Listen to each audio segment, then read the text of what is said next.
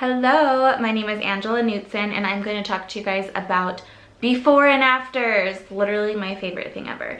My background in photography makes me like a super duper perfectionist with before and afters, and I love spreading all of the good things about it. So here are my tips and tricks for taking killer before and after pictures. Okay, so number one is lighting. Okay, so lighting is key. It's probably the most important factor in this whole thing is your lighting. So my favorite lighting is going to be either a ring light or natural light. Okay, so if you have a really great source of natural light, you don't need a ring light, but natural light or a ring light are going to be your biggest things. So you want to make sure that your lighting is the same in the before picture and the after picture. So if you're using natural lighting, so say they're facing a window and then you're taking 2 hours to do their makeover and then it's nighttime all of a sudden, don't even bother with the before and after because it's just not gonna look the same. So a really killer before and after is the exact same lighting in both images. So pay attention to the time of day. If you're doing one that's almost dark outside, maybe you wanna pull out the ring light and do that for both pictures. Does that make sense? So lighting, make sure it's the same in both pictures. So if you're using a ring light or even a natural light, make sure they're standing in the exact same spot. So with my ring light, usually I'll put like a piece of tape on the bottom of the ring where the ring light is sitting and like on the floor, and then I'll put a piece of tape where I want them to stand, so that way the distance to the light is exactly the same.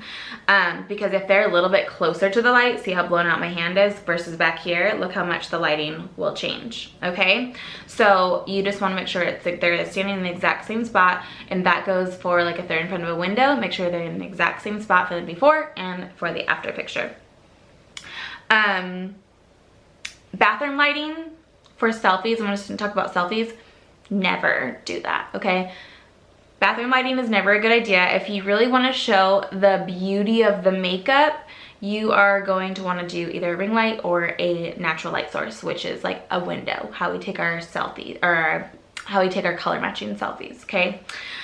Okay, so if you're using a camera or your phone is totally fine. I like to use the portrait mode when I do it on my phone. Make sure that you wipe off this part of your phone, the camera, because that so easily gets smudged or damaged or scratched. If you have a cover on your phone or a case, I would take it off because you want this lens to be as clear as possible. So I usually clean it off with my shirt, and then I take the picture, and I clean it off like several times during the session if I'm gonna take pictures, because you never know when you're gonna get a smudge on it. So I usually do it in portrait mode. Make sure you tap the face so that way it's in focus in both, and take multiple pictures of the before and take multiple pictures of the after.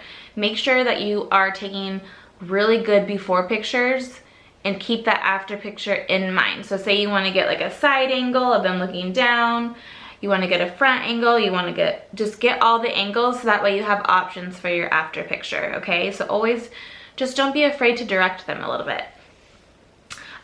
So the background, you want to make sure your background is a pretty simple background. I like just like a white wall or like just an easy background. I don't like a lot of color because I don't want that color to kind of throw off the color of the makeup.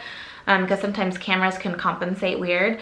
So definitely, I think a more plain, easy background is going to look better than something that's a little bit crazier. And it just kind of puts more focus on the makeup and the face and what you're trying to showcase. So easy background, easy setup, and use the same exact background for both images. So kind of like I talked about with the lighting, you want them to be standing in the exact same spot, away from the wall or the backdrop or wherever as they were in the before picture, okay, and the after. Let's see what else. I have some notes here. Okay, so let's talk about cropping and editing these pictures.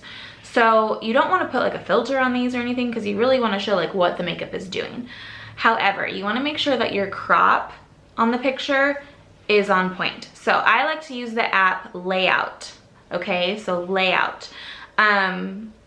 It doesn't have a watermark, so if you're using one that has like a watermark, like Photo Grid or whatever, don't do that anymore. That looks so unprofessional. Never put a watermark from like a picture company on your pictures, unless it's your own watermark. Nothing like Pic Collage or anything, okay? So I like the Layout app. So you wanna make sure that you zoom in on the before picture to where like the face fills up that frame, and you want to do the same exact zoom on the after picture. I don't like when the heads are like a little too small within the picture, because you can't really see the makeup, and maybe it's too much of their shirt that's just drawing away from the makeup. So I like to fill up the little box with their face and make sure that they are in the exact same spot. So I always kind of like take a piece of paper and like line it up with their eyes and make sure that the one on the after, the eyes are in the same spot across, and then maybe take their chin and make sure it's in the same exact spot across, so that one's not super zoomed in and one's not super far away. So cropping is a big deal in the before and afters, because again, you want to make them look exactly the same so you see the difference that the makeup makes in their face. Let's see. Okay, so you can add your watermark if you want to make sure no one steals your picture. So I always like to use just the app Word Swag, and you can just take a nice simple font and put your name at the bottom.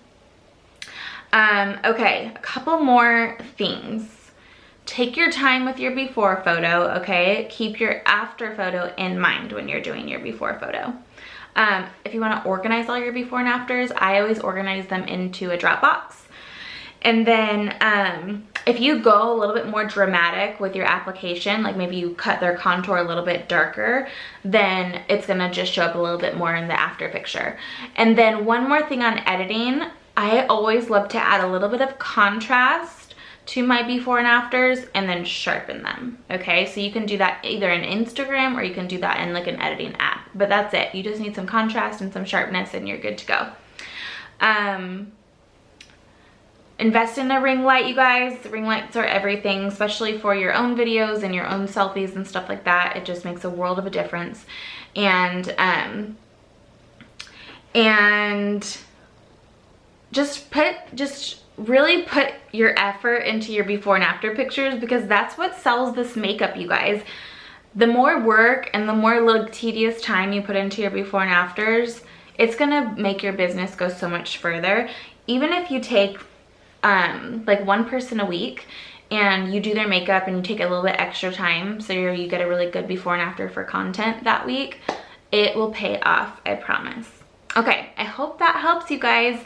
Let us know if you have any questions about before and afters, and I will put I have a little PDF that I can put in these comments that will kind of guide you through everything that I just talked about. Okay, thanks for watching.